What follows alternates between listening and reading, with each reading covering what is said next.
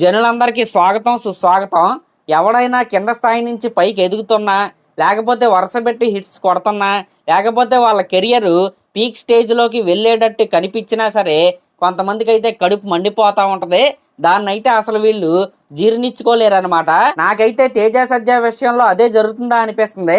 ఒక్కసారి అయితే ఈ క్వశ్చన్ అయితే వినండి. రోజు సంక్రాంతి లాగే ఉంది. ఎలా అంటే మహేష్ బాబు గారిని ట్రోల్ చేయాలంటే ఎవరైనా తేజ అనే పేరునే యూజ్ చేసుకుంటున్నారు. వన్స్ ఫర్ ఆల్ దీనికి ఒక క్లోజర్ ఇచ్చేయండి. It's very sad sir. విన్నారు కదా, ఇప్పుడు జరుగుతుంది మిరాయి సినిమాకి సంబంధించిన ప్రమోషన్స్.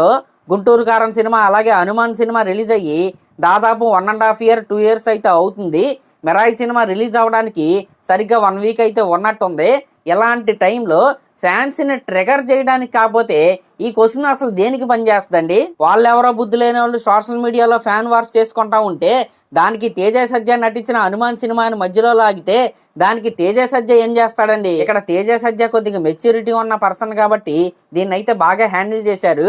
లేకపోతే వేరే ఎవరన్నా ఈ ఇంటర్వ్యూలో ఉన్నా, ఒకవేళ వాళ్ళకి సరిగ్గా క్వశ్చన్ అర్థం కాకపోయినా, లేకపోతే ఏదైనా వేరే ఆన్సర్ ఇచ్చినా సరే రేపు రిలీజ్ అవ్వబోయే సినిమా పైన ఆ ఎఫెక్ట్ అయితే 100కి 1000% అయితే పడేది.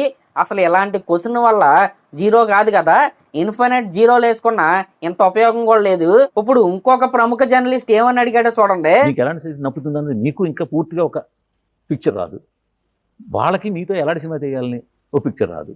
అదేం లేదు సార్, అలా రాకపోయి ఉంటే ఇవాళ అసలు మిరాయి ఎత్తుకునే వాళ్ళమే కాదు. మిరాయి ఎత్తుకున్నారు చూసారు, మిరాయి ఎత్తుకున్నారంటే ఇంకేం చేయాలి సార్?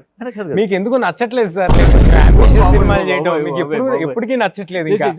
నాకు చాలా ఇష్టం అండి. ఎంత హుషారుగా ఓ బేబీలు కనిపించారు. అది కాదు సార్, నాకు ఒక మంచి లవర్ బాయ్గా ఒక మంచి సినిమా చేసి అలాగే ఒక్కసారిగా మీరు ఒక సూపర్ హీరో అయిపోయారు కదా. అవును, అది నచ్చట్లేదు. ఈ క్వశ్చన్ వెనగానే నాకేమనిపించిందంటే, తేజ సజ్జా లాగా కొత్తగా వచ్చేవాళ్ళు మిరాయి లాంటి భారీ ప్రాజెక్ట్స్ వరుసపెట్టి అయితే చేయకూడదా? ఇప్పుడు హనుమాన్ సినిమా పెద్ద హిట్ అయితే అయింది. ఇంకా దాని తర్వాత అది పెద్ద హిట్ అయిందని ఒక లవ్ స్టోరీయో లేకపోతే ఒక రొట్ట కమర్షియల్ సినిమానే తీయాలా? హనుమాన్ లాంటి పెద్ద ప్రాజెక్టు వరుసపెట్టి చేయకూడదా? అంటే ఇప్పుడు ఎదిగే హక్కు, వింగ్స్ని ఎక్స్పాండ్ చేసుకునే హక్కు తేజ సజ్జా లాంటి మీడియం హీరోలకు లేదా? ఇప్పుడు మిరాయి సినిమా తర్వాత ఒక రొటీన్ సినిమానే తీయాలా? మిరాయి సినిమా తర్వాత బాహుబలి లాంటి ప్రాజెక్టే వస్తుంది, అది చేస్తే ఏమని తప్ప? అంటే నాకేమనిపించిందంటే, అంత చిన్న చూపు దేనికి? ఇదే క్వశ్చన్ని మీరు ఒక స్టార్ హీరోని అడగగలరా? ఇప్పుడు వరుసపెట్టి ప్రభాస్ గారే ఉన్నారు. సలార్ పార్ట్ 1 పార్ట్ 2 తీశారు. దాని తర్వాత కల్కి పార్ట్ 1 పార్ట్ 2 తీశారు. ఇంకా కల్కి పార్ట్ 1 పార్ట్ 2 తర్వాత రాజమౌళి గారితో బాహుబలి 3, 4, 5 చేశారు. ఇప్పుడు ప్రభాస్ గారిని వెళ్ళి మీరు ఎందుకు ఇలా వరుసపెట్టి పెద్ద పెద్ద ప్రాజెక్ట్స్ చేస్తున్నారని మీరు అడగలరా? అడగలేరు. కానీ తేజ సజ్జాని అయితే అడగగలరు. ఒకవేళ పొరపాటుని ఇలా వరుసపెట్టి హిట్స్ వచ్చి తేజ సజ్జా కనుక పెద్ద హీరో అయితే తేజ సజ్జాని కూడా అడగలేరు మీరు ఎలాగా. అదే మీ బాధ. అంటే చూస్తా ఇంద్రా సినిమాలోని బుడ్డోడు అలా పెరిగిపోతా హనుమాన్ మిరాయి లాంటి సినిమాలు చేసేస్తూ అలా పెద్ద హీరో అయిపోతాడని బాధ, అంతే. నాకైతే ఇదే అనిపించింది నా క్వశ్చన్లు విన్న తర్వాత. ఇంకా వేల తర్వాత ఒక హిందీ రిపోర్టర్ ఏమని అడిగిందంటే మీరే వినండి. Very religious person, each and every films in between religious and all. దీనికి పర్ఫెక్ట్ రిప్లై తేజ సజ్జా అక్కడికక్కడే ఇచ్చాడు. ఒకసారి మీరు కూడా వినండి. Religion in every film you're saying. Okay. Yes. Ma'am, I don't understand this question. Nobody asks anybody who does the same love story again and again and again. Why are you asking when we are trying to show our dharma? We have to be proud of it. This is our land. Sure, we are proud. This is our no, ma'am. What I would like to say is these are our morals. Younger generation, we are trying to tell our history in a very cool way, ma'am. ఇప్పుడు ఆయన చెప్పిన సమాధానాలు కూడా నిజమే కదా. ఇప్పుడు ఎవరైనా love స్టోరీలు తీస్తా ఉంటే వరుస పెట్టి వాళ్ళనైతే ఎవరో క్వశ్చన్ అయితే చేయరు. ఇంకా ఇక్కడ కొంతమంది ఏమని అడగొచ్చు అంటే, దేవుడు కాన్సెప్ట్ని వాడుకుని హిట్ కొట్టడానికి ఇలా చేస్తున్నారని కొంతమంది అయితే అనొచ్చు. ఒకసారి అయితే గుర్తుపెట్టుకోండి, దేవుడు కాన్సెప్ట్ ఉన్న ప్రతి సినిమా హిట్ అయితే అవ్వలేదు.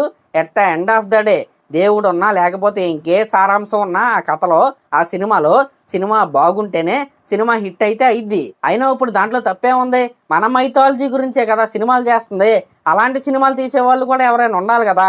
అలాంటి సినిమాలు తీసినప్పుడే అసలు దాంట్లో ఉన్న హిస్టరీ ఏంటో మనకైతే తెలుస్తుంది కదా. ఇంకా ఈ రోజున్న సిచ్యువేషన్లో ఇలాంటి సినిమాలు ఇంకా రావాలని నేనైతే కోరుకుంటాను. ఇంకా పెద్ద హీరోలు కూడా ఇలాంటి సినిమాలు ఇంకా తీయాలని నేనైతే కోరుకుంటాను.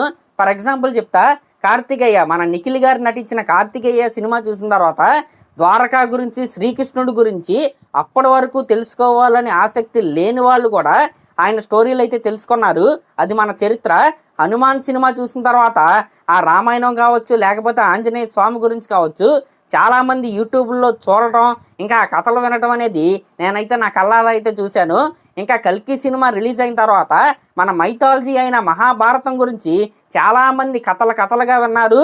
ఈ రోజున ఓన్లీ మహాభారతం అనే కాన్సెప్ట్ పైన కొన్ని వందల యూట్యూబ్ ఛానళ్ళు అయితే వచ్చాయి. దానికి కారణం ఏంటి? సినిమానే. ఇక్కడ జరుగుతున్న మంచి ఏంటి? మన పురాణాలు, మన కథలు, మన గాథలు, మన మైథలాజికల్ ఈవెంట్స్, హిస్టారికల్ ఈవెంట్స్ అన్నీ కూడా ఈ రోజుల్లో జనాలకి తెలుసుకోవాలనే ఇంట్రెస్ట్ కలిగించేది ఎలాంటి సినిమాలే. ఇంకా మీకు చెప్పేది ఏంటంటే ఫైనల్గా చెప్తున్నాను, దేవుడి కాన్సెప్ట్ ఉన్నంత మాత్రాన సినిమాలు హిట్ అవ్వవు. రీసెంట్గా వచ్చిన కొన్ని సినిమాలు కూడా దేవుడి కాన్సెప్ట్ ఉన్నా, లేకపోతే దేవుడు భక్తుడు కాన్సెప్ట్తో సినిమాలు తీసినా అవైతే జనాలు అయితే చూడలేదు. జనాలకి కావాల్సింది ఎంటర్టైన్మెంట్. అంటే 2 గంటలు లోపలికి సినిమా థియేటర్కి టికెట్ కొని లోపలికి వెళ్ళిన తర్వాత ఆ కథ ఎంత బాగా చెప్పారు అనేది ఇక్కడ పాయింట్ అనమాట. అందులోనూ ఎలాంటి మైథలాజికల్ స్టోరీలు చెప్పడం వల్ల సమాజానికి కూడా ఉపయోగం. నేను అనుకునేది అయితే అది. అయినా సరే మిరాయి సినిమా పూర్తిగా రామాయణం బేస్డ్ సినిమా అయితే కాదనమాట. దానికి ముందు ఇంకొక ఫ్రంట్ స్టోరీ అయితే ఉంది. చాలా స్మాల్ లింక్ అయితే శ్రీరాముల వారితో ఈ సినిమాలోకి అయితే ఉండబోతుంది. దాని గురించి కూడా మనం అయితే మాట్లాడుకుందాం. సరే మరి క్లాస్లో మన ఛానల్ కనుక ఫస్ట్ టైం చూస్తుంటే సబ్స్క్రైబ్ చేసుకోండి. అలాగే దీనిపై మీరేమనుకుంటున్నారో కామెంట్ చేయండి. ధన్యవాదాలు.